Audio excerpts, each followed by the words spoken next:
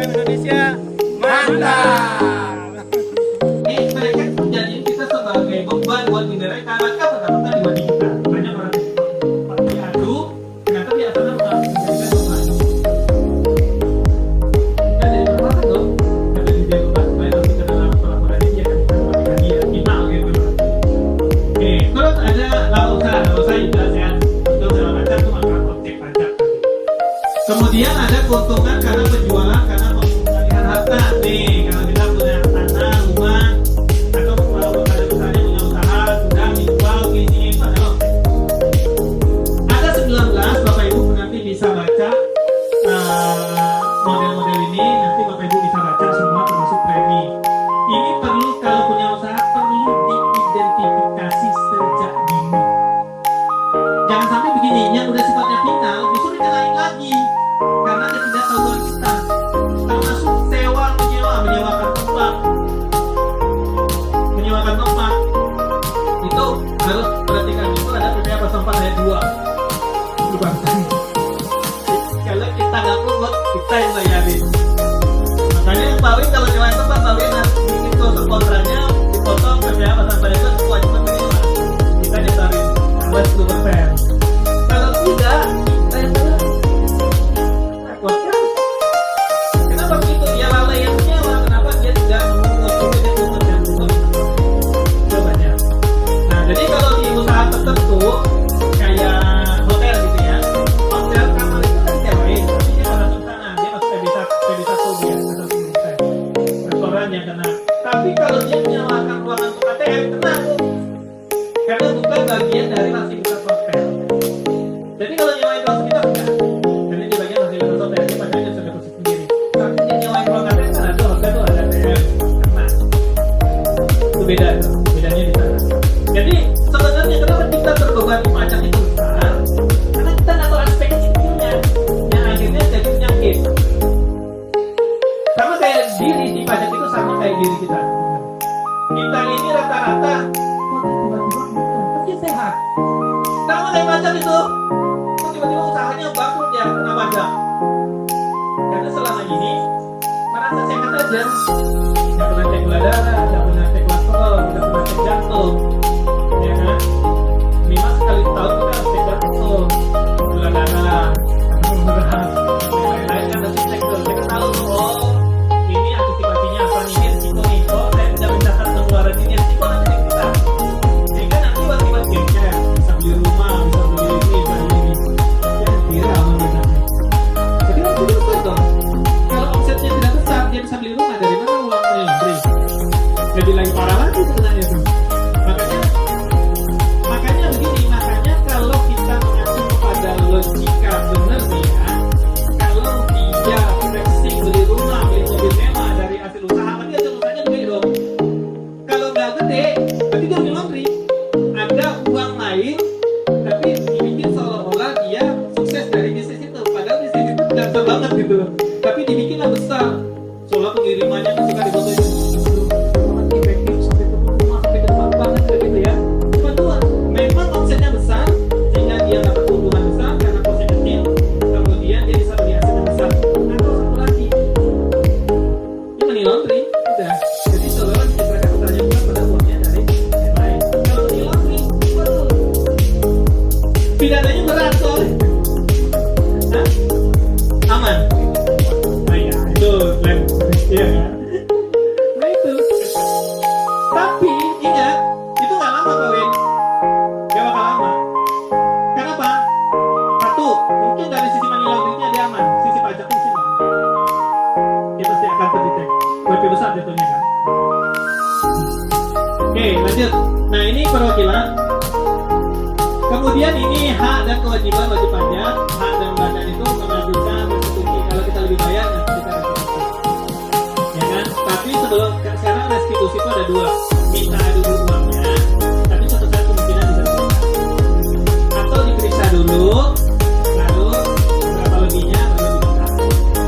Jadi pajak kita sekarang. Ya udah restitusi nggak apa-apa, minta dulu kelebihannya. Ya kan? Sudah diminta, tapi suatu saat kalau suatu saat diperiksa ternyata kurang bayar banyak, tadi benar kita lagi. Itu masih tercatat.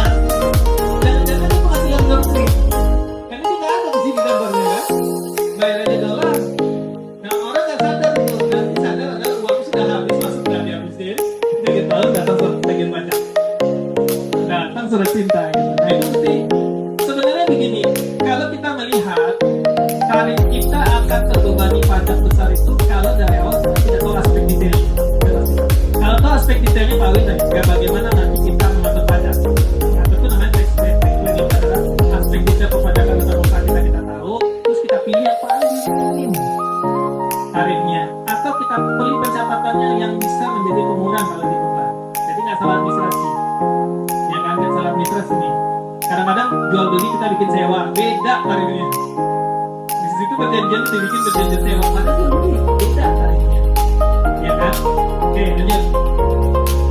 Nah, ini dasar kriteria subjek pajak yang nanti kita bahas. Ini saja. Nah, ini bentuk-bentuk ya, bentuk-bentuk badan usaha tertentu yang berkedudukan manajemen cabang perusahaan atau keperluan apapun termasuk misalnya menambah kekayaan, konsumsi, investasi dan sebagainya.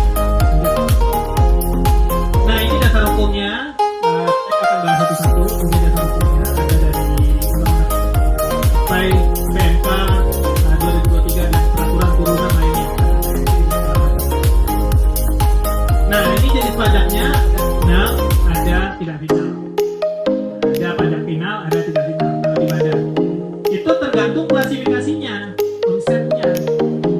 Kalau bapak-bapak baca itu kan, kalau di bawah 500 juta nggak ada pajak sama sekali. Ini enggak.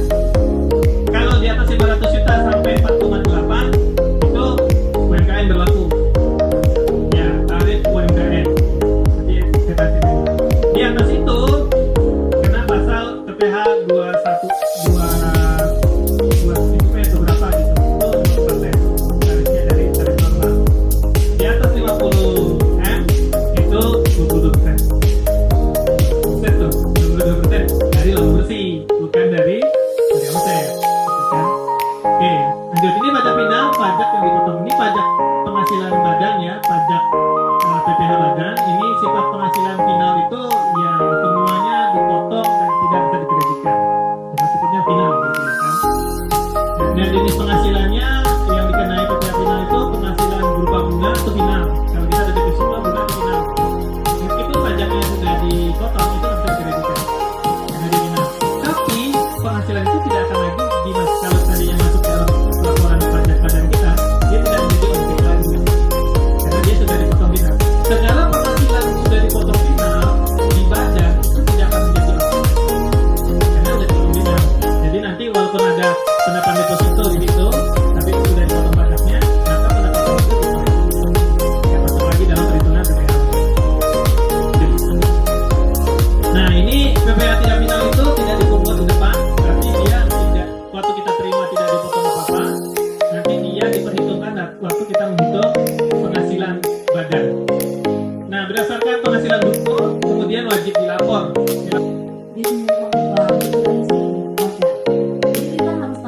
Jadi gini, kadang kenapa kita nggak daftarkan di SPT pribadi aset-aset itu yang tidak ketahuan, ya lagi kita masuk.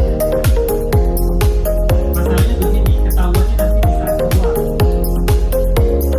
Jual itu ada pajak pembeli, ada pajak penjual.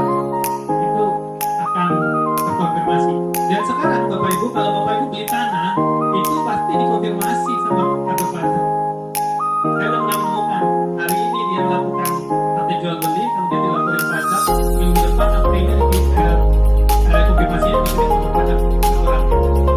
Kalau klarifikasi atas pembelian padahal begininya orang yang misalkan di sini dia belinya di Taruman Semarang, tidak konfirmasi kalau konfirmasi ini. Jadi nanti kalau kita nggak masukin ujung-ujung kita udah masukin yang terakhir, gede ditambah denda. Jadi mulai sekarang kalau anda beli tanah, kalau ada utang misalnya ke mobil gitu, ada utang misalnya beli mobil 300 juta, di sini 300 juta ya, utangnya ada gitu. Dan setiap tahun kita ada leasing berapa saldo utangnya. Sebenarnya kalau kita lihat, kenapa pajak ini menjadi ruwet? Karena kita tidak rapi modelnya sebenarnya. Kalau rapi sebenarnya nggak terlalu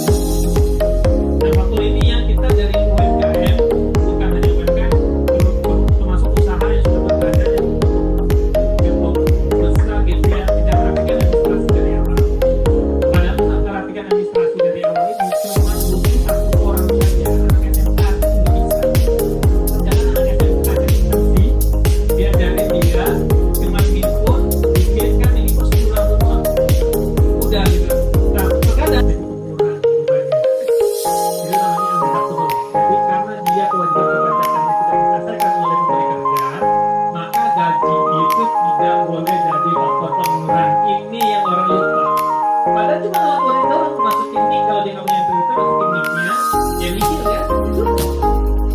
Tapi nggak dilaporin, kita bayar orang 10 orang, kita dilaporinnya untuk membayarin tetap masalah, ya udah maksudnya tapi dia kan mikir, kita nggak usah sekolah itu kita lapor. Jadi waktu kita menyusun laporan keuangan, maka beban itu boleh diakui sebagai beban. Kalau tidak dilakukan itu maka beban itu akan